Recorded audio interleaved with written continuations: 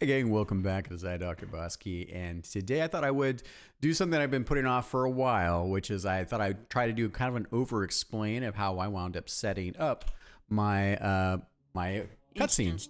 So I'll let you run through this real quick. And needs your attention, DrBossKey. Please follow up on the investigation before the singularity branching corruption occurs. So, I'll let I can feel the ancient slumbering demonic titan dreams radiating across this realm. While the titan is a source of power, ship readings indicate a separate power within the mountain. That so-called mountain is a slumbering titan. Do we go in through the mouth, or...? Funny. Loki. If you have to ask, then you don't want to know. Larkin, what can you tell me about this place? The anchor points. I came here as a paladin, many lifetimes ago with an adventuring party. What happened? I died, and the Whisper of Srivas gave me a chance to become what I am now. It's dangerous here, with the ties to the demonic realm. Might I suggest the wingsuit form for this adventure? If you feel up to it. Everyone knows you don't bring a starship to a gun portal fight. Boss, I favor you more so with sexy wings, DBK. Damn it, Loki. You know when you throw around words like sexy, DBK has a hard time focusing.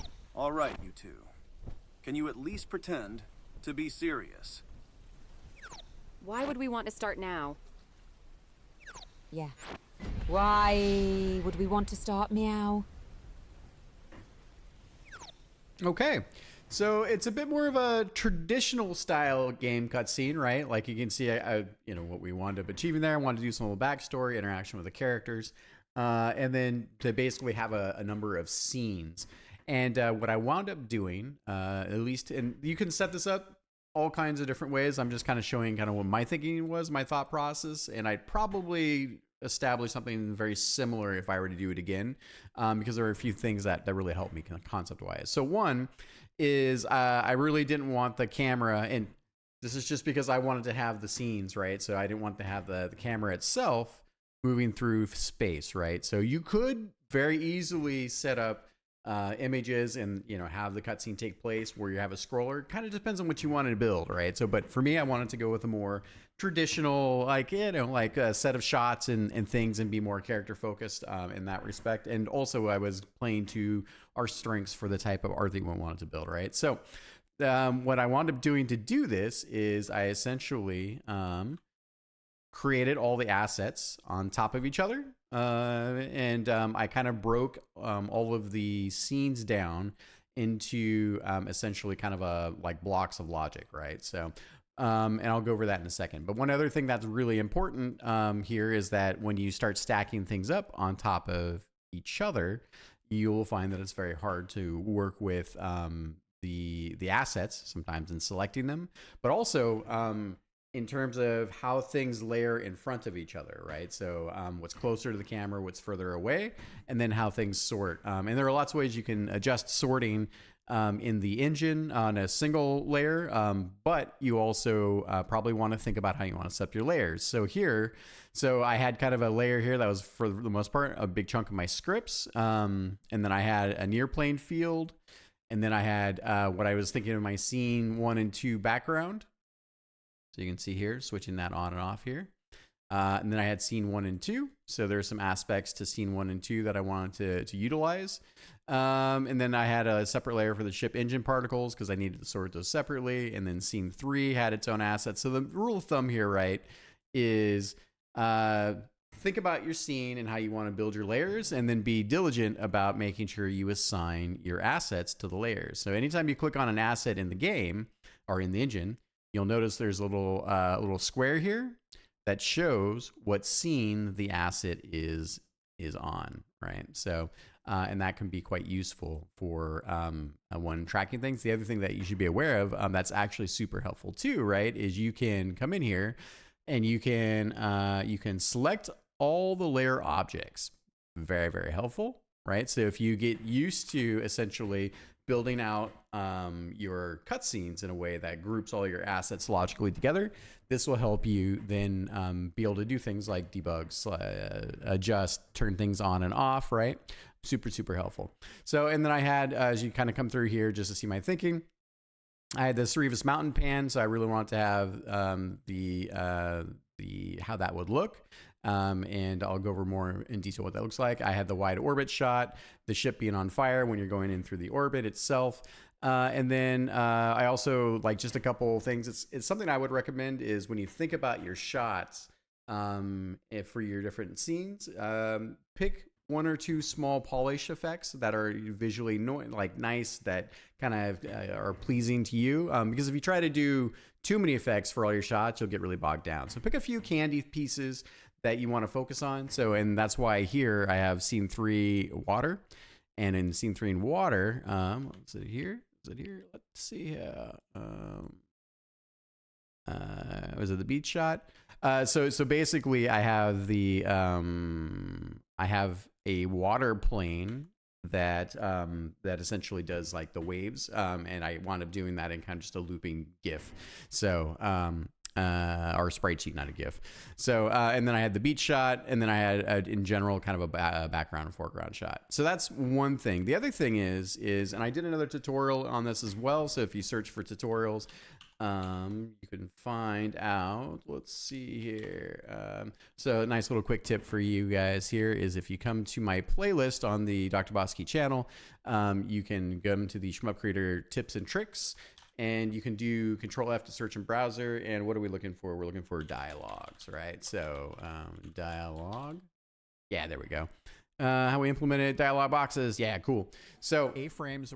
So here, I already knew in the game that I wanted to have, you saw in the cutscene, I wanted to have dialogue transmissions. So I wanted I wanted an intro animation, an outro animation. So when the different characters were talking to each other, that I set those up. So you can come in here and take a look at this on how I want. I'm setting this up for having the like kind of the candy effects for that. So that was also a big part of how I wanted to do a more traditional style cutscene. So what I recommend for you to do, right, is once you have your pieces of logic together, then you want to set them up in a way that you can grab them and then copy them and then set them up, right? Set them up in the place that you want in terms of world position. You want consistency in your functionality. So once you've debugged it and it's all good, then part of building your cutscene is to think about the different elements that are more universal. How do you want to handle text? What size is your text? What type of intro and outro animations do you want for your text, right? Because if you wind up changing that as you iterate through, you're going to have to make more changes as you continue to polish and iterate. So it's a good idea to do that. So I wound up grabbing all of my characters here that I wanted to have for the cutscenes, and I wound up having a universal setup for them and how I wound up doing that. So, okay. So logic-wise, so I'm a huge fan of essentially setting up a trigger. This is basically like a pro tip for debugging, right? So I set up a trigger that's just basically set to enemy's HP is greater than 1. Yeah, greater than 1. Greater, less than. I always get this mixed up in terms of alligators. So, but the main thing here is that you have your trigger condition, and then I hook it to text object. And this text object is basically your notes, right? So, and so what I recommend doing is when you have blocks for each of your scenes or whatever your logic is, take an opportunity to leave yourself breadcrumbs, because trying to come back later on to fix a bug or polish is going to be much harder working your way through. So always leave, if you write code, even if you don't, leave comments. These are the only breadcrumbs that are going to help you, aside from having to go through your stuff individually. So at the top here, I have scene 1. I have a camera effect. So I basically have the modifier that's set to 0, because with no transition, because I wanted it to start without the camera moving at all. And then I also had here on the player controller, I wanted to make sure that it stays active, and then basically I hide the player, I freeze the controls, I hold the fire so the player can't fire, and disable smart bomb. So there's no way for the player to interact aside from the one interaction that I give them, which is, you'll notice here, there's a press and hold to skip. Is out of balance So if I and press and needs hold your any attention, key in the bottom right DrBossKey. corner, you can see the Please press and follow up hold, on and the then I do a little flash and a blink and a before the countdown, singular- and it resets each time. I also did a little tutorial, again, if you go back to the channel, and you just do a search for cutscenes. There will be a player controller functionality use, and then there's also useful. This is the setup you want to be using for skipping cutscenes and more. So that gives you the loop there. And then next thing I have here is, let's see here. So I have a trigger that stays active. So it becomes active when we view the camera. And then essentially, because this is all scene one for the most part, then I come into a couple things. So one is, what is this down here? I think I have some, yeah, okay. So I kick off a couple different effects. So in this case, there's a particle system. I wanted to have, like when DrBossKey was in the Hall of Mirrors, Instance or the Hall of Whispers. 237 is out of balance and needs You'll see that he's kind of got this kind of flickery thing. I wanted to have a bit of a surreal kind of flavoring to it. your attention, DrBossKey. And so all these are essentially, I use the particle system and I use effects to essentially start and stop the effects. And then I have multiple ones. So I have those set up to timers. Please follow up on the investigation. And that is what you can see here. So this is what that is there. So that feeds into this. And then I basically just use a series of timers. I always like to, anytime I need to tune or tweak times for things to adjust, because it's kind of like a poor man's timeline editor. So if you're doing video editing, right, like you can scrub, or just like with the editor itself, you can move the camera through the world, and that sort of becomes a timeline editor, right? So, and the concept here is that you have a series of countdown timers to fire things at specific points. And if you want to do things like align effects or text or other aspects to spawn or stop, then what I wind up doing is I do them with countdown timers. So the thing that I like to also do is, in general, I always like to have like a countdown timer that's in front of functionality set to 0.1 seconds. That way I always have some way to adjust that if I need to make it take longer to fire or to take less time to fire.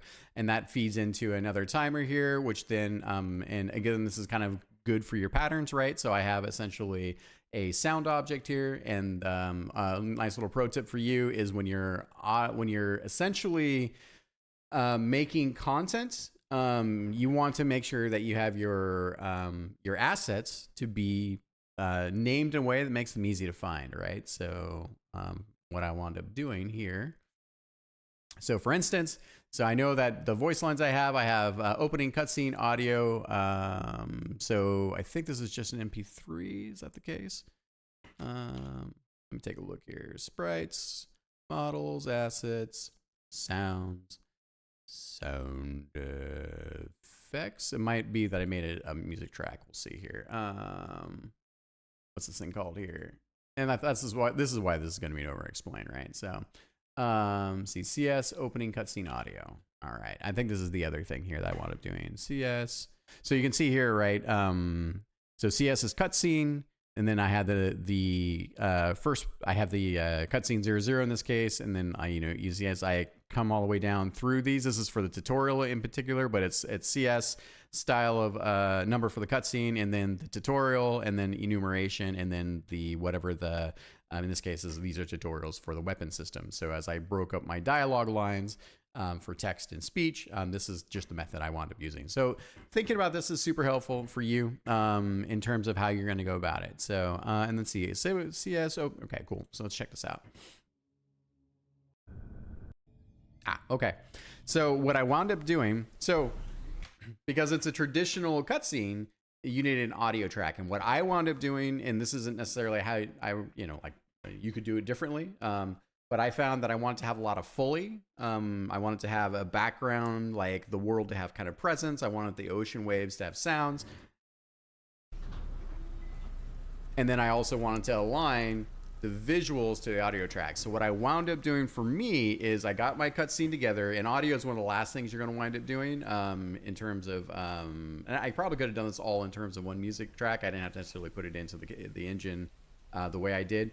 But what I did is I rendered out my entire video And then I essentially went into Dimension Resolve, and then I started to add the background Foley for this. This was just for the sound effects, as opposed to trying to do every sound effect and have it manually timed in the engine. That was the trick that I used. So you can hear this. That's when DrBossKey goes through the transformation. This wasn't my voice lines because I wanted to, like I said, I probably in hindsight, I probably would have done that. But I also, as I was building it, I wasn't sure how much I wanted to do as one full track, because my cutscene is about 1.5 minutes, or what I wanted to do in engine. So it's kind of a mixture on my part. I think if I were to come back and do it separately, the only downside is big audio tracks take up more memory, right? So, but you're fine given kind of what you're building here. So, anyways, I digress. So what happens here is then the logic starts for scene 1. I got the timers, and then about another 0.1 seconds later, I start the background Foley soundtrack, and then I have another timer that comes down here, and then after 2 seconds, I start essentially this is Alara's voice line, and here's her text. And because I was there, I wanted to handle this. Once we have localization in the engine side, or we have global variables, we'll be able to do things like localize text, and then depending on language, you could then display different text, as opposed to doing all the text in images, where then you have to, for localization, you have to do images for each language, right? So that's sort of the thinking here. So then I have the text element here. To save yourself some pain, I recommend when you're working with text objects to not set world position, but to set a global position. So if you set world position, it moves, right? But global position, because this then means that every text will be aligned to the same place. I wanted to using center alignment in this case, but you could easily go left align or right align. And then basically here, I just used a text element, and I have this thing called subtitle backing. It's a picture type. And then I set the manual order here, which is important for rendering. I always wanted the background for being able to read the text. Pardon me. To be able to read the text, it was like reading subtitles, right? So I always want the text in front of the background. So, and then I just basically made copies of these every time I wanted to set up a new line. So I kind of built it up that way. And then you can see down here, so I have the timing for that. And then the next thing is another 1 second timer. And then what do I want to do with this thing? What is this?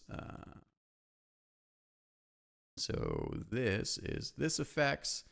This is, oh, okay. Yeah. So, in the cutscene itself, subtleties, I'll show you here. Instance 230. So I had the sub language that I was using where I basically, when Alara, she's this higher energy state of being, she's speaking to DrBossKey, I basically do this thing where this glow, and I wound up using just the post effects glow in engine. So I had this kind of appear in this universe. So it's kind of like her projecting and speaking. So people probably won't figure that out, but it's okay because it's there for me, and some people might. So, but what I wanted to have happen is while she's speaking, is out of balance and needs your attention, DrBossKey. I wanted it to then stop, and so I start, and then what I wound up using here is I used a timer, stopwatch timer object. And the thing about these that's really good to know is that when they become active, they're only active for that period of time. So for 9 seconds. And as long as it's, so I have stay activated in this case. So for 9 seconds, once that trigger fires, the effects particle, which is a glow, anamorphic in this case, and scale, and I just positioned this manually in the world, no big deal there. So this will continue to be active for that total 9 seconds. And then after 9 seconds stops, it then disables. So that's what that is there. And then, so there's the more cutscene bits. What is this? Oh, okay, yeah. So, and then what do I have over here? So, this is the techno script. Oh, yeah. So I also, if you take a look here, Instance 237. So right here in the left, the bottom left and bottom right, I wanted to have just a little bit more candy. And you'll see there's this kind of like technology script that is essentially, it kind of comes through the bottoms here. Please follow up on the investigation before the singularity.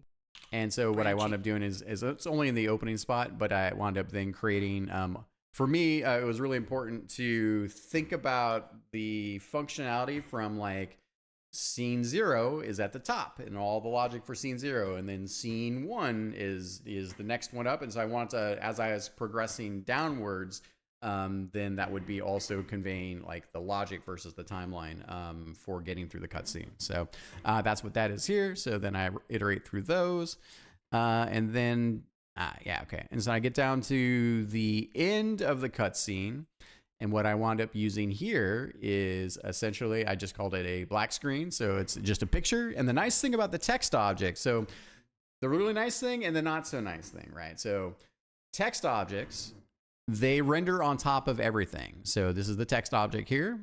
So it's really, and the nice thing about text objects is that you can essentially, as a little cheat, you can animate them. So you can use a sprite sheet, and then you can choose it to loop. So it'll continue to loop, which is kind of nice. You can use that for different things.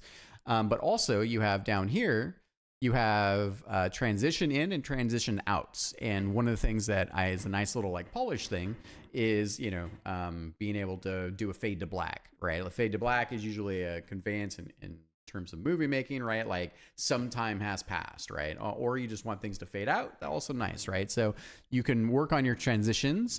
So I just have, when I trigger this fade to black and I go to scene 2, because the scene 2, you're going through the atmosphere. It's a wide open shot.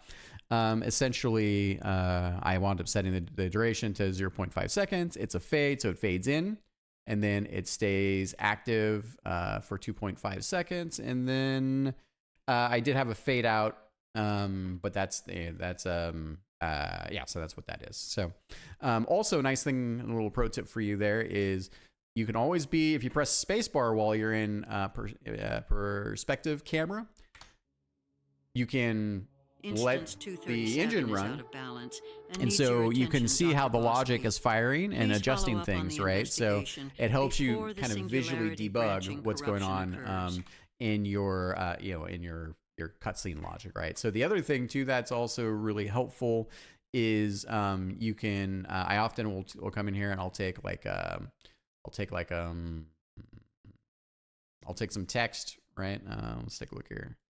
There we go. I'll take some text like this. And if you need to debug what's going on, I'll be like, hello world, right?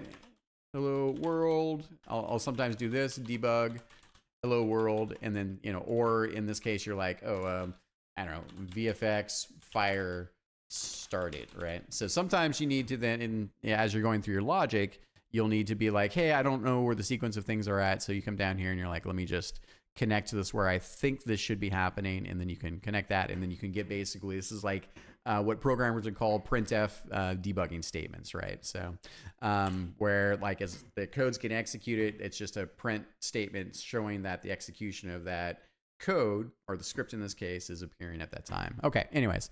So so that's scene 1. And then I have scene 2.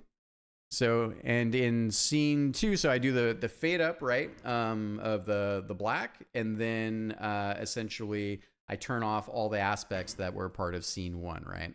So, and so here, basically scene 2, super important. All right. It's a nice little pro tip here for you. So one of the things if you're going to build a cutscene like this, you don't, like my cutscene's about 1.5 minutes. So you don't want to watch your whole cutscene just to get back to iterating on a small thing, an effect or a dialogue line or some timing, whatever it may be, sound effects, doesn't matter, right? The longer your cutscene gets, the more important it is for you to have a mechanism for being able to iterate quickly on that part of the cutscene. So that's also kind of thinking about scenes and shots and things like that, right? So what I highly recommend is, so once you've broken up your cutscenes, right? So in scene 1, if I don't want to have scene 1 trigger, then all I have to do is take the starting point of this, put it up here, and none of that logic will trigger because it's all based on the when this trigger is viewed by the camera. And just so you guys know, so what's inside the yellow rectangle, this is what the camera actually sees and render on screen. What is outside of the yellow rectangle, but in between the white dotted lines, this is actually what the camera sees. So logic can wake up, enemies can spawn, even though they're not being rendered on screen. So, and by taking this trigger, I can pull it all the way to the top, and then turn that off. Because, right, if I wanted to come in here and take a look at scene 2, I want to iterate on. So here's what happens, right? Is scene 1 iterates through all the functionality. And then I get down to the end where it's here. And then I have a trigger, which then comes into the start of scene 2. So all I have to do is unhook that. And then I think this will work that way. Is that the way it works? Let me see here. Yeah, 2 seconds. Should be. Let's see, what was this here? View by camera. So is it this? Okay. Yeah. So then what I wound up doing is, okay, that's exactly what it is. So in my scene 2, and you see it here, I did it with scene 3 as well. So I also leave a trigger here, which is stays active when viewed by the camera. I unhook the end of scene 1 and start of scene 2, and then I come in here and I basically take that and I hook that into the starting point here, and then that gives you the ability to then start debugging scene 2. So again, thinking about the way you want to do your lines of logic, your blocks, because it's going to be a lot of work, and the longer it takes you to iterate, the harder, or it's not harder, the longer it takes you to iterate, it means that you just get less done, right? And it also means that if you don't have a logical way of thinking about how you want to organize yourself, coming back to work on it or to iterate or to bug fix is going to take longer for you to do. And you know, at the end of the day, the longer something takes, the less likely you're going to continue to do it, right? So anyways, so then I come down in here, I have scene 2. So, and scene 2 does a couple things, which is apparently I have the timer, and then the timer hits that stopwatch, and the stopwatch does a couple things. Oh, a nice little pro tip here. Check this out. So if you hold the control key, booch, and boonch, so you can select all the lines of logic that you want to track. So very, very helpful for visual debugging. So hold down control, left click, and then you can mouse click down, mouse button down, and then you can pan, zoom, and do what you need to do. So I can already see here, right, that I'm tracking these up here. So a couple things happen. So one of these comes into this effects, and the other one comes into effects. So this effects is the Fire Arch 101 continuous. So that's the fire that appears behind the ship when it's going through the atmosphere. And this effect is the player shield. And the shot is very, very short, right? Like that was the whole of that shot itself. And so again, I just use the stopwatch timer. I have those effects that start, and then they last for a period of time, and then I turn them off. And then what do I do here? So there's that. So that's the starts. Those effects happen. I have a kill condition. What is this thing? Okay. So the nice thing is also when you have an arrow selected, you can also control click. And so where I thought, for instance, right, that top effects was connected, it is not. So you can control click here. You can control click here again. So it's not that one either. It's not that one there. So it's not none of those actually. So what is this?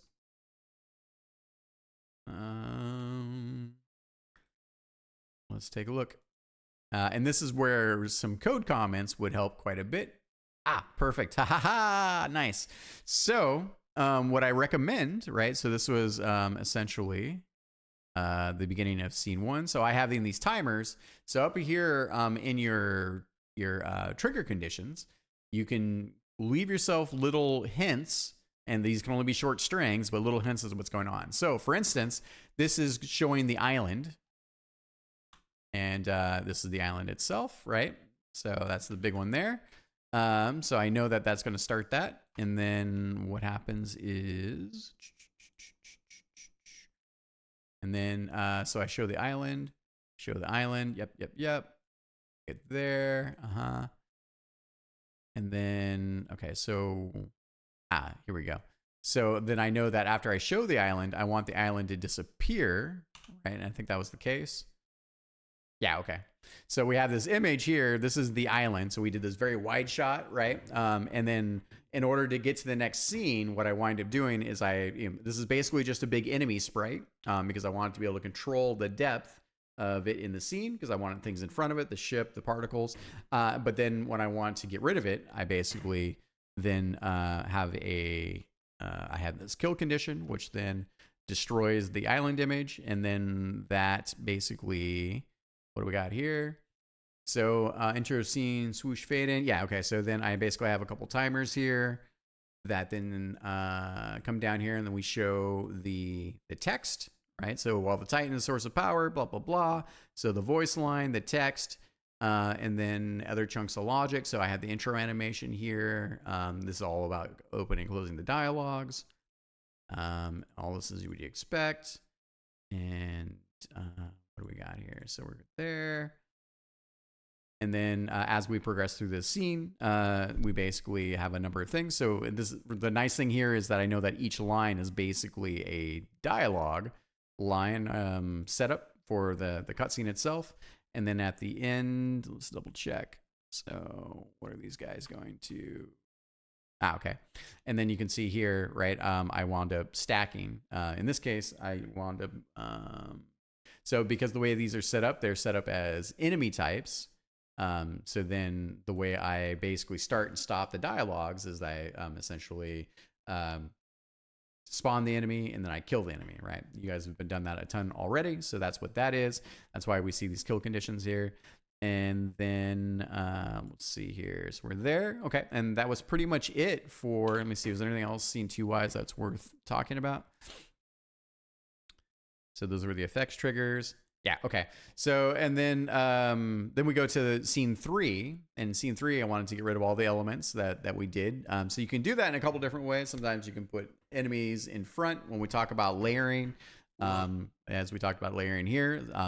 This is why I, in some cases, wanted to enforce like scene rendering order. So the general rule of thumb is the top of the layer is closest to the camera, and the bottom is furthest away. It's farthest away from the camera, and then the bottom is closest to the camera. So, but as you play with these, you'll see them. Just put an enemy there in the layer, and then move it between layers, and then you can see what you do. And by the way, if you don't know how to move things between layers, so here I click on the ship, I can see where it's at. And if I wanted to move this to another layer, you just come up here and you can add selection to current layer. So you have your selected layer here. And then you can see that I wanted to do that. And now it's further away and hidden behind the background. So, and I would be a very sad panda if I saved any of this stuff, because I'd have to dig out of backups and then restore it and all that good stuff. Okay. So coming back to where we're at. So that was scene 2 and how we handled all those bits. So do the same thing here where we'll take this, so we don't start the whole cutscene, and then we'll come down here, look at our scene 3. All right, so scene 3. What is, okay, cool. So I know here that, so this is the show island for 6.5 seconds. That's what I wanted to set it to for myself. So after scene 2 all pretty much gets ready to end with all the cutscene dialogues, I wanted to then start the new cutscene. So I delete that link between the scenes, do the same thing here where I go to the trigger, and then we do this. All right. Larkin, what can you tell me about this? So here, there were a few things I wanted to do. So one is... Sorry? Oh, did I break that? Came here as a paladin many lifetimes ago with an adventuring... So here you'll see that there's the ocean. So I'll go over that in a second here and what that looks like. So it's got a bit of a little bit of a subtle animation to it. I have all the character stuff, but the other thing that's probably worthwhile is Larkin, what can you tell me about this the place? ship, and then the kind of candy bits with Larkin. I want to have kind of this dust that's blowing across the across the beach, and then the ship itself. What can you tell me and then about the this ship does its place? thing where it basically Sorry. kind of comes down Came and here as a then paladin. flies sort of out, right? Many So, lifetimes. and I'll go over that in a second here. So here's the ship, yes, and with the ship, I wound up creating some waypoints. So just like you would for it's basically an enemy, right? And so a couple things here that were important is that so one is you using the global speed for path options is nice for like overall tuning, and then you have refinement of speed between your waypoints, and then the tension depending on what you need to do with the types of curves between the waypoint bits. And here you can see that I wanted the ship to essentially at the start of the scene, it's here like for dropping off Larkin, what can you DBK. tell It comes me up about this here, place? it waits for a second, it comes down, Sorry. and then it does this thing where it comes down to the waypoint, and then it progresses through the waypoints. And I wound up having to put this waypoint way out here because I also wanted to have it feel like the ship was sort of flying off into the background. And in order to do that, I needed to come in here.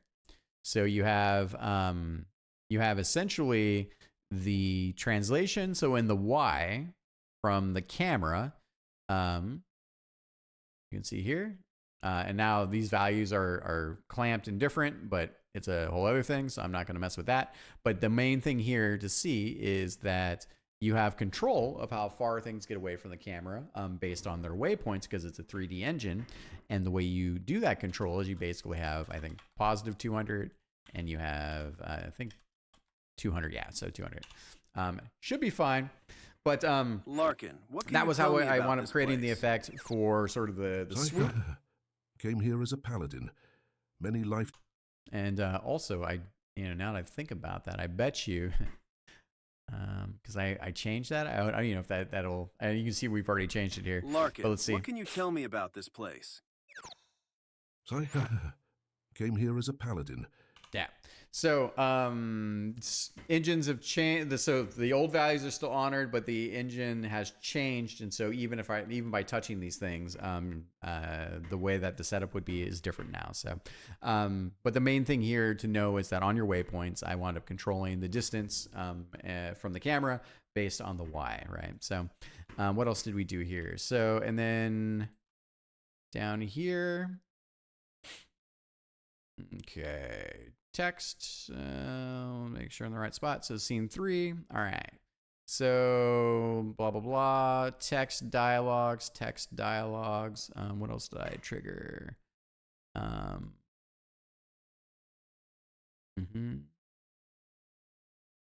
Well, I think the other thing too is, what was this?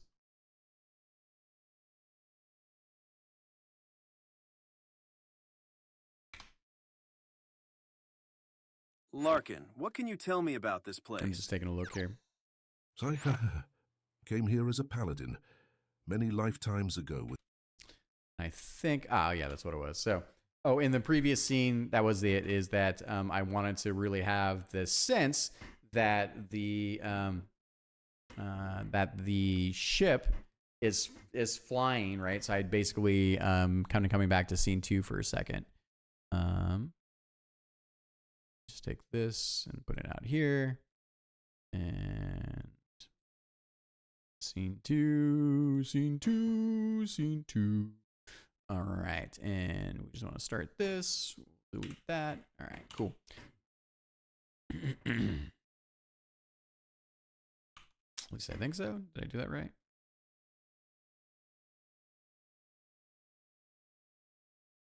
Yes.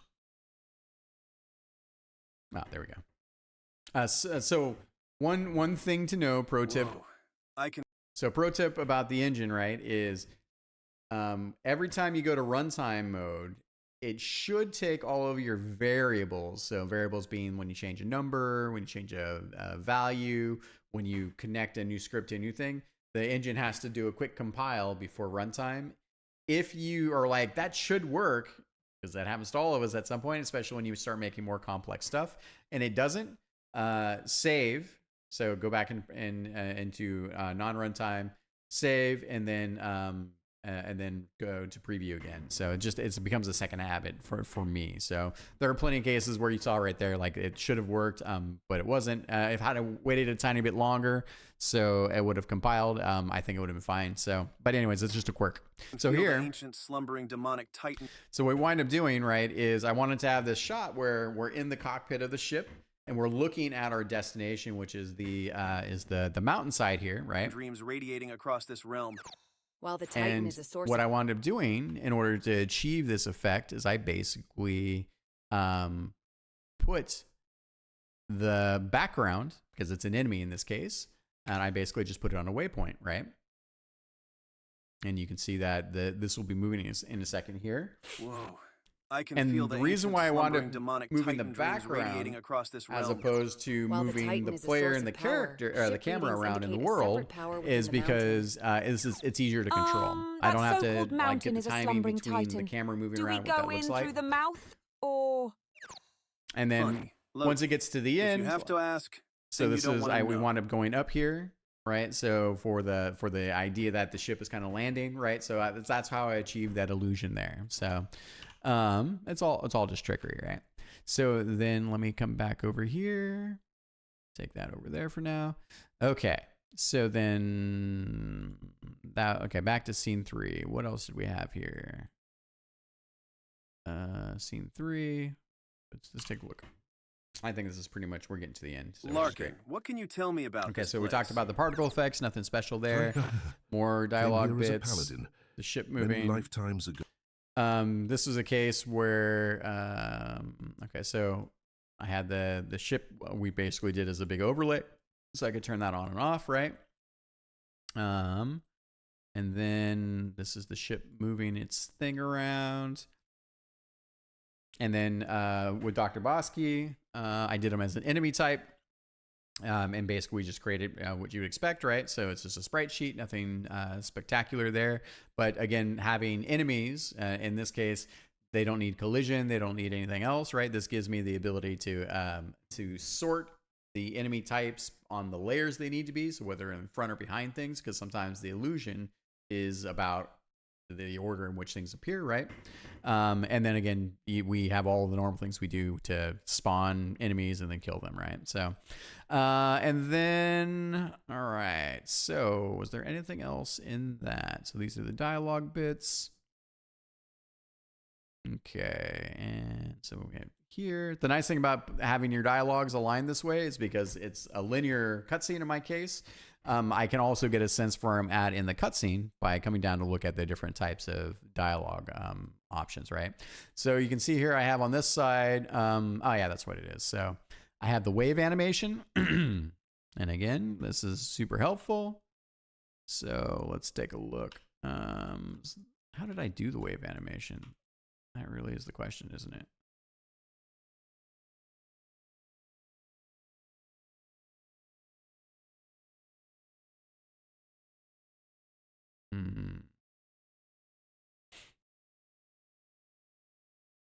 All right, let's take a look.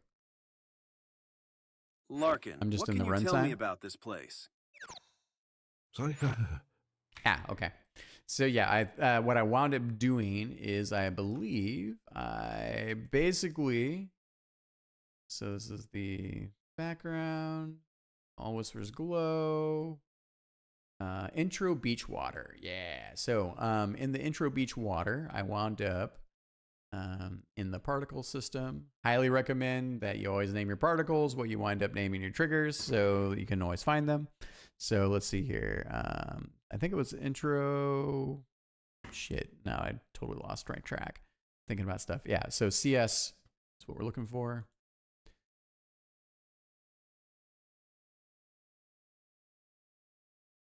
There we go.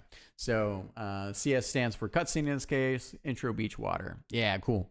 So here, all I wound up doing is we created essentially in the particle system, and it was a bit of a weird thing to sort of fudge to figure out. But basically, it's an animated sprite. And then I spawn just a few of these on the emission side of things, and I slowed it down quite a bit, so it was more of a stylistic impression of like, oh, the waves are moving, but it's just more about subtle, because there's a lot of screen space, but it's about subtle conveyance of that. So, all right, so that was that, and then probably the last thing here is, what do we got? So that was, so we have the DBK transformation. So at this point in the cutscene, I wanted DBK to do his thing where he flies, does this thing where he has the power bits, and then does his transformation into the wingsuit pose, right? So in order to achieve that, what I wound up doing is, so I used our old friend here.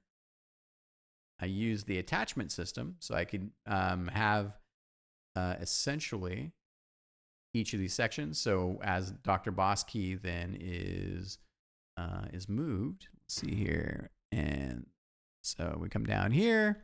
So you do a couple things. So one is we start a normal timer, and then as the states of DrBossKey going to his fist form and then transforming into the wings, we basically kill off the enemies, and then we spawn the new ones, right? So it's like frame animation basically. And so for each of the states, we basically have our countdown timers to sort of fudge the timing, and then we kill off each of the states. So this is the power fist pose. This is killing the power fist pose, I believe. And then what's this? What are we killing here? Okay. What is this thing? Hello. What are you? Oh yeah, this is the glow. So one of the things I wound up running into, so in the image itself here, real quick, we have essentially kind of like this rim light that we built into the texture itself. But I wanted to have a little bit more subtlety, so I used essentially the glow sun scale. Now the thing with effects and these post-processing effects is they are on top of everything, but also when the player character moves in front of them, they turn off the visuals for that, so they occlude them. So when the ship decides to fly away, I didn't want it in front of the light source, and so as a result, I wound up like turning on this extra little glow and then turning it off as sort of the time elapses over the cutscene bit. So and then so you can see here on the setup, I have each of these bits. And then I think, what else did I do here? So we had this guy here. I think, yeah. So then what I have here is I wound up creating for the transformation. We basically took his sort of wingsuit form, and I wound up doing kind of just I think I used a Sprite Mancer or some type of effect to kind of do this like weird warbling motion of that. So I play that for basically a loop and then to destroy the enemy. And then what's left is DBK with his wings here. So, and I think, is that it? Larkin, what can you tell me about this place? So I came here as a paladin. And so the beach here is actually a big particle, or it's a big particle in this case. Many lifetimes ago with an adventuring party. What happened? I think, let me double check. Let me see. Reload, definitely do not save. I'd be very, very sad. I think we're almost done here. I knew this was going to be a longer video for sure. All right, so do the same thing. That goes over there. Come down here, start this cutscene, do this. You can already see, like, as you're starting to debug, how the workflows kind of work with that, right? Larkin, what can you tell me about this place? So I came here as a paladin, many lifetimes ago with an adventuring party. What happened? I died, and the whisper of Srivas gave me a chance to become what I am now. It's dangerous here, with the ties to the demonic realm. Might I suggest the wingsuit form for this adventure? If you feel up to it. So here, the DBK that was standing there on the beach looking forward in his idle animation, just an enemy type. And then we kill him. And then he basically, at that point that we kill him, then you have his kind of lifting into the air with his power, right? Everyone knows you don't bring a starship to And then we have this charge up here. So notice this glow. This glow is using that effects emitter, right? You can see here that it, for the most part, shows. So it gives a nice little, like, kind of little extra, again, candy, right? And then I have this effect that I wound up doing on this enemy particle type of DBK in this fist form. So we iterate over that because I had the keyframe for that. And then a gun portal fight. And then he does this thing where then he kind of leaps over here and he has this very hardcore. I mean, look, you're having a weird transition day when something like this happens. And then we trigger this kind of effects on top of it. That sort of is like the, little additional noise, these big sparks, right? Plus, I favor you more so with sexy wings, DBK. Yeah, the wingsuit version of DBK. Damn it, Loki. And that's basically just as I showed you here. So we had basically 4 setups. They were all attached to each other. So then they moved together, offset relative to each other. And then it's basically just a series of enemies that I wound up killing for each of the states. That new enemy that we spawned, which is DBK with the wings, then is on a basically, because we don't fly around, he's just on a waypoint. That and then comes back over here. When you throw around words like sexy, DBK has a hard time focusing. Also, you'll notice that like the glow of the sun is down. All right, you two.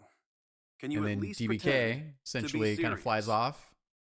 And then I want to have Zay and Loki come back because they basically took off with the ship, and then they come back to have their Why would we want to start right? now?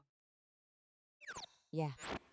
And then basically it's just a waypoint. It's again an enemy. Nothing crazy spectacular. We're adjusting the depth from the camera. And then here I want to have this little afterburster kind of flavor to it. So we have the effects particle there. So they do the loop on the kind of the on the like impulse mode, if you will, like low, like you're not using your boosters, and then they boost out of the scene, right? So why would we want to start meow? And then we have basically fade to black. And yeah, so basically what happens is that we got the cutscene bits there. We get all the way down to the end. And then basically one of the last things we do is we trigger that fade to black. So I wound up, in this case, I wanted to be on screen for 20 seconds, a little bit longer because I wanted a little bit more dramatic there. And it's just, again, just a texture with, what is this thing? This is... And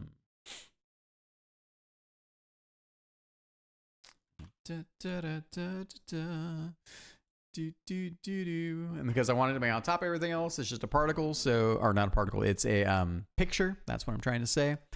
And here, what is this? So I just have it here. It's just called black screen. And all this is, and this doesn't even be giant in this case because we don't have any real color. This is a very small texture in our case. So it's fully black, and it's got an alpha channel. So then it can fade up and fade down. So, and then after that, we basically trigger in our case, we go back to the level select level. But yeah, so is there anything I missed? See over here. Yeah. Okay, so I added the skip cutscene logic. So player ship is hidden. So here, and I already had the other videos for that, but basically you can see here that I have the button functionality. Again, this is why having reminders is super helpful. But this is all the logic to essentially to do the press and hold to skip and press and hold any button. So you can see how that's set up. And is there anything else? Got a couple dummy mover bits. Okay. So that was the other piece here. One of my favorite things to do is to have what I call dummy movers. And now because in the new engine, you can set them to be invisible. You can put them anywhere. But basically, this dummy mover is on a waypoint. And apparently this waypoint is, it goes up. So this is how I raise DBK. So animation wise, right? He's standing on the beach, like looking out at the Srivas mountain, and then he does a thing where essentially he moves up, right, and then we do the whole transition thing. So the way I wound up doing that is I attached each of the enemy versions of DBK to this enemy that's a dummy mover. And then there's the waypoint itself, that then when it becomes active, that lets me essentially start the motion for DBK there. Okay, and is there anything else? There was that. What's this down here? Ship takeoff and beach effects. So I wound up pulling these out to the side a little bit because I needed to iterate on them differently with what I was trying to achieve. So I wound up leaving them there. And I think that's it. If you made it this far in the video, thank you very much for watching. It's not as hard as it may seem. There's a lot of concepts here, but this gives you a sense for kind of how I wanted building it. You can build them in any, like, what I highly recommend is a couple things, right? So one, get comfortable with the engine. Like, know what you can and can't do with it, because that's going to help you in terms of what you imagine being then brought to life, but also gives you a sense for limitations, right? So if you're not very comfortable right now with enemies and how to use enemies in the engine, or how to use the particles, or how to use the attachment system, right? How to use waypoints, it's going to be much harder for you, potentially with the type of cutscene you want to do, to then bring that to life, because now you're trying to learn all these concepts at the same time, right? So get a little bit of prototype under your belt, right? But also keep it simple, right? Like, giant walls of text, they aren't necessarily super fun to read, like, but understand, do you want to do text? Do you want to do voice?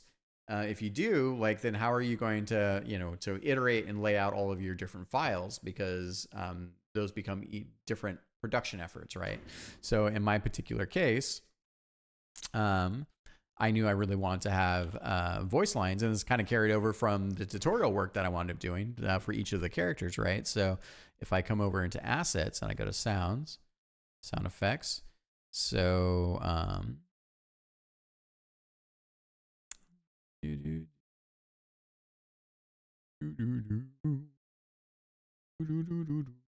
okay, cool. So I think, let me just double check that I have the right naming convention. Voice lines, CS intro. Yep. Okay. Yeah. So here, for instance, what I wound up doing, and I think I actually, a little peek behind the curtain here too, is how you name your files, how you stay organized, because you're not going to remember all this stuff, months later when you come back to it, right? So you want to always leave enough of a system in place for you to then work with your content, right? So let's see, cutscene. So yeah, so I have here, no surprise, I basically have, for my game, I have a spreadsheet, right? Voice lines and narration for dialogues. And then I have the cutscene, I have the character, and then I have the file name in case I need to go find them, right? And then following a file naming convention, right? Also with the enumerating the file names, and then I also put the dialogue line in, and then I wound up using, in my case, 11 labs after I kind of figure out the voices I wanted to have. Then I had some tags here for just in case I need to go back to the tool, remembering who was Captain Martinez, right? Who's that, and all these bits and bobs. So, and then this helps you, like, if I ever want to localize my text or my dialogues, then I can make copies of this, and I'm already now ready for localizing. So, a lot of this is not the glamorous side of game development by any measure, right? You can see I had a previous version for 1 and 2, start with the cutscenes, and I had the tutorials, and then I have the ending dialogues here. The secret here, and then I have all the intro cutscenes, and then I have in the demo I have some specialized voice lines that are specific to the demo. So just it's a way that I wound up being organized about it. It comes from my production work in games, because this is the stuff that's going to save you at the end of it. So other than that, let's see here. So think about the type of cutscene you want to make, of course. Sketch it out. Think about, like, it could be super simple, right? Like, I have this idea for maybe the next game I want to do kind of a comic book panel thing, so maybe I'll do a big texture, and then have the camera like move on waypoints to each of the panels to sort of like show things. So that might be a thing. It could easily be just a few images, but however complex you want to go about it, the main thing is plan it out, think about your logic, think about how you want to debug and iterate through it, and then think about like the, you know, what are important for you to direct in terms of your cutscenes, right? What kind of camera angles do you want? Because essentially, while we can't change the camera itself, you can see that I changed from a first-person camera from the cockpit view to a third-person camera, right? To a, you know, so like, and if you change the assets around you, while you still can't rotate them really, unless you're using 3D objects, another thing, but it gives you the opportunity to think about each of these shots, and then you can start to think about the things you want to build up around that, right? Okay. Whew, that was a lot. I'll get this video up. I appreciate you all. Thank you very much. See you next time.